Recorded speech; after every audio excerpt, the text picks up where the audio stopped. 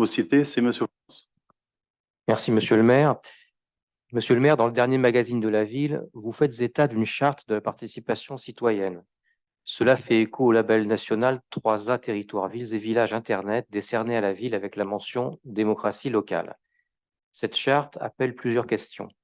Dans le paragraphe acteurs locaux de la charte, il est indiqué les acteurs locaux apportent leur contribution dans la réalisation d'une étude ou d'un projet par leur connaissance, leur quotidien, leur vécu, leur culture.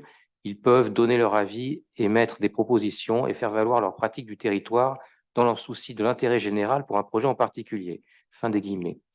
En revanche, les élus minoritaires ne sont mentionnés qu'en étant conviés aux réunions publiques et aux groupes de travail ou ateliers citoyens.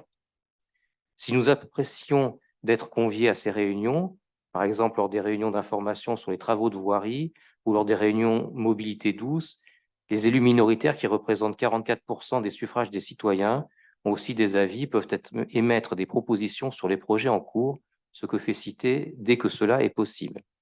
Mais sur certains sujets, par exemple la ferme urbaine, dont l'acquisition était validée à l'unanimité, nous sommes informés en même temps que les citoyens. Ce projet n'a pas été mentionné lors de la réunion de présentation des projets aux élus minoritaires, alors que vous écrivez avoir travaillé sur ce dossier pendant une année. Pour le projet de Dieu le veut, les élus minoritaires n'ont été associés à aucune des phases de concertation.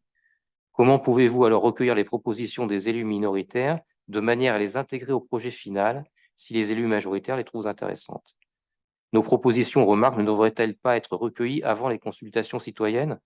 Cela avait été fait d'ailleurs pour le groupe vélo. Nous avions été reçus par M. Ollier et Mme Médon avant les réunions plénières. Cela est donc possible.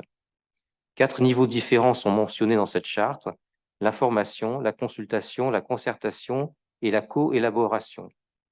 Quel niveau pensez-vous utiliser pour les projets structurants afin que ces projets qui engagent la ville pour plusieurs décennies puissent être, s'il y a lieu, enrichis des idées des habitants?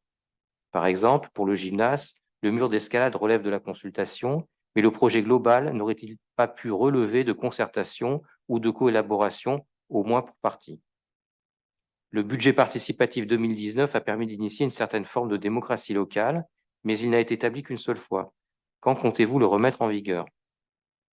Avec 17 400 habitants, Viroflay n'est pas obligée de créer des conseils de quartier, mais elle pourrait le faire afin de développer les échanges et recueillir des suggestions pour améliorer la vie du quartier et de la ville. En conclusion, comment pensez-vous, au-delà de cette charte, déployer les instances permettant de développer la participation citoyenne en accompagnement et dans le respect de la démocratie représentative et faire vivre dans la durée la mention spéciale démocratie locale que la ville vient d'obtenir? Nous vous remercions pour les réponses que vous pourrez apporter à ces questions.